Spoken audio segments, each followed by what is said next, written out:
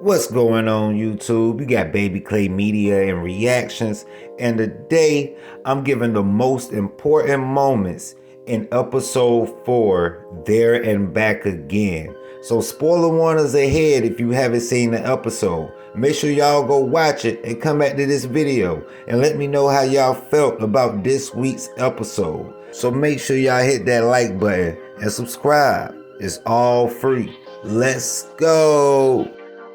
Before I get started, I actually want to say how crazy this episode was. I actually really liked this episode. I think it was more fast-paced than the last episode we had. And I mean, it was an all-out ride. When the episode first starts, we actually get a phone call from Thomas, but I still believe it's the fake Thomas. But this time, he actually gives a call, and Ethan happens to pick up the phone. So when Ethan picks up this phone, Thomas is telling him, hey, mom is on an ambulance, so y'all would need to save her. But Ethan is just like, who is this? And Thomas is like, I told you, I'm Thomas. But once Jim comes in, he's not actually having any of it. He tells the person that's on the phone, stop messing with my kids, and immediately snatches the phone off the wall and smashes it. Once we get back to the colony house, we see Bokta, Nikki, and Tilly talking about the dead crow that actually flew in the window the day before. And Nikki is telling Bokta, hey, clean that shit up. And Bokta is like, nah, I'm not picking up no dead crow. No, that's not it. But Bokta asked Tilly, do she think it was a good idea to read tarot cards in a place like Fremland? When the camera switches over to Fatima and Marielle, Marielle is actually doing an exam on Fatima to make sure she's okay after the dead crow went through the window. I think Marielle and Fatima will have a connection. Marielle seems to be very concerned about Fatima's well-being, and also, if she's having a baby, the well-being of the child. When we see Victor and Sarah, we see that she's actually giving him the bedspreads for him to make his fort with. But while he's making the fort, he's telling Sarah, hey, I need to do this so I can remember what happened. As the EMTs arrive with Tabitha and Acosta, they see a monster pretending to be dead in the road. Whole time, Tabitha was trying to warn them about this place, saying, hey, it's nighttime. If we can get to one of these houses, we will be okay. But they did not believe her. You know, I have my thoughts on this, but I'm actually gonna save it for later. Make sure y'all stay tuned. We get back to Boyd and Randall on the bus, and Boyd is basically asking Randall, why do you want to help out so much now? And Randall basically tells him, if you seen what I seen during my cicada sleep, then you will want to get out too. I think Boyd was actually in disbelief that Randall wanted to help out, being that Randall caused so much trouble when he first arrived. The first time this episode, when we see Kenny, Christy, and Jade again, they're still actually in the hut. But Kenny and Christy are having a sentimental conversation about what happened, and Christy wants him to know he will never be alone. And Kenny basically lets us know that Christy and his mom were the only two he could confide in about certain things. When we see Victor again, he's actually telling Sarah when his mother told him and Eloise to hide in the cellar, Eloise didn't listen. He was the one that did listen. The day the massacre came, Victor was in shock. So when he went outside, he saw the boy in white. Instead of burying the people that were deceased, the boy in white told him to take the items closest to them and bury those items instead. We will definitely touch on things with Victor and Sarah because it's a whole lot. We see Boyd and Randall again, and Randall is actually confused because he's looking for the monsters, but they're nowhere to be found. He says they do this every night. The nurse lady comes up to the window and she'll start tapping on the window and starts to hum. But this time they're not doing it. They have a routine, but tonight they're not standing by the routine they normally would do. The EMTs mistakenly confused the monster with a dead body they thought was in the middle of the road. But no. Once they got to that monster, they finally realized it wasn't a person.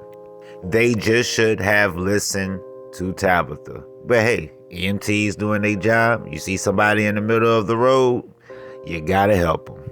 Now Acosta, when she sees this, she pulls out her gun and she tries to shoot one. But little did she know, these bullets don't work on these fucking creatures. You need something heavy.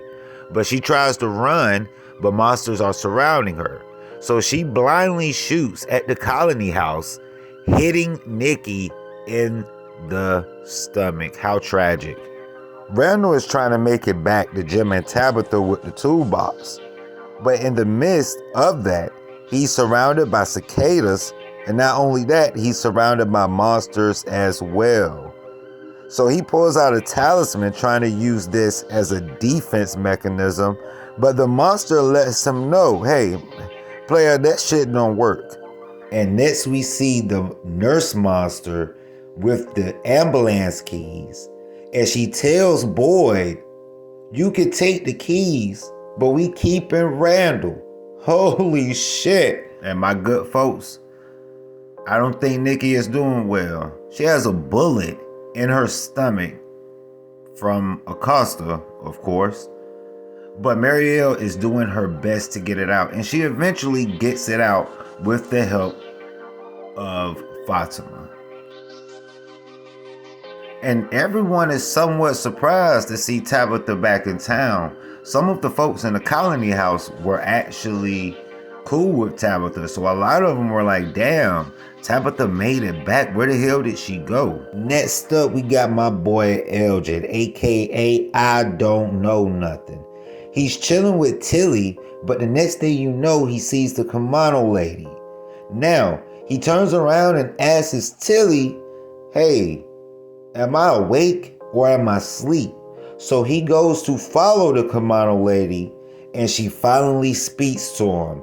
And she says, help me, in the most raspy way possible. When we see Ethan and Julie again, they are finally having that brother and sister conversation that we have been waiting for. Ethan actually asks Julie, what did you see or what happened while your eyes were white? And at first, Julie tries to rub it off because obviously she doesn't want Ethan to be scared of what might happen. But she eventually opens up to her little brother and says, you want to know the truth? I'm scared. I've seen things that I would never thought I would see. And I'm terrified. I'm as scared as I ever been. Next up, we got Jade, Christy, and Kenny. And Jade is finally opening up to them as far as the visions that he's been having. Jade then goes to say that he saw Christopher with a dagger in his eye, then saw Christopher again drinking from the skull. I'm so happy that Jade is actually finally opening up about his experiences, because I mean, he needs it. And Kenny goes to tell Jade that his mom actually liked him. But Jade is basically thinking that Mrs. Tien Chen only put up with him because of the situation. But Kenny says, nah, she actually liked you. She only likes the people that she frowns at. But while they're having the conversation, they hear a thump on the huts. But Christy is a little shook.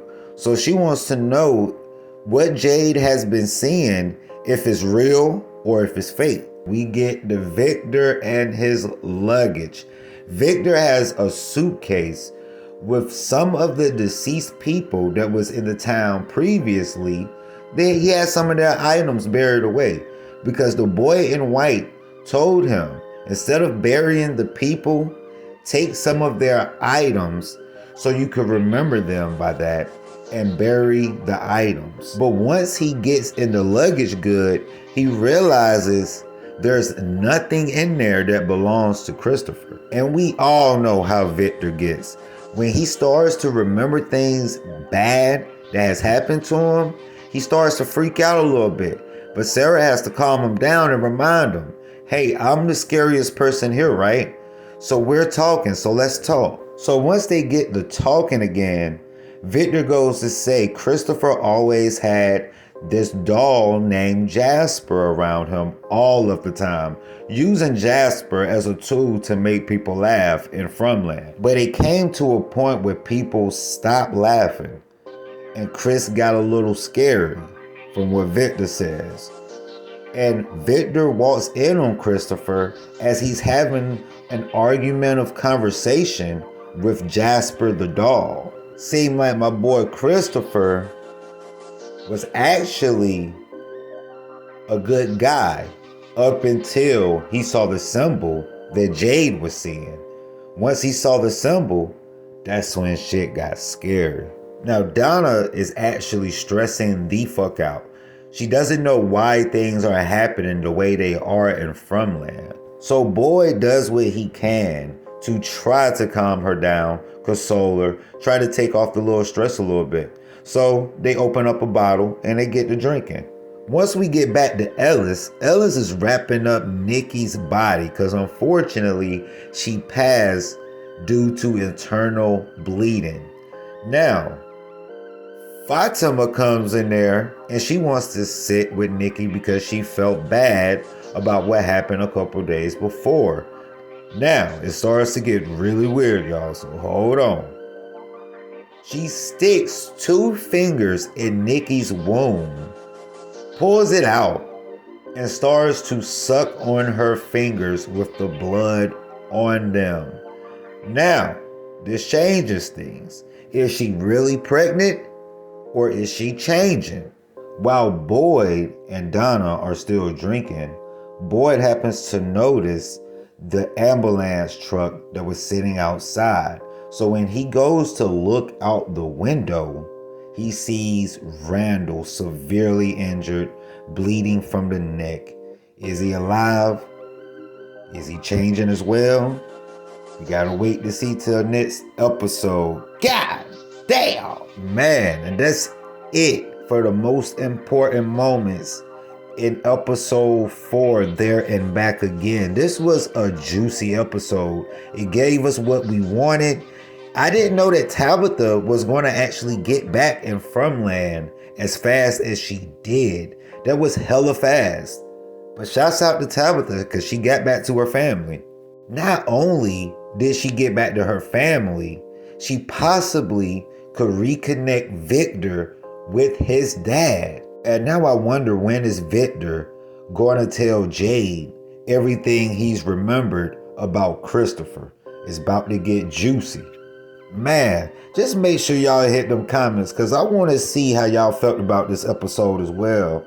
And also, make sure to leave a like and subscribe. It's all free. I'ma holla at you, family. Peace.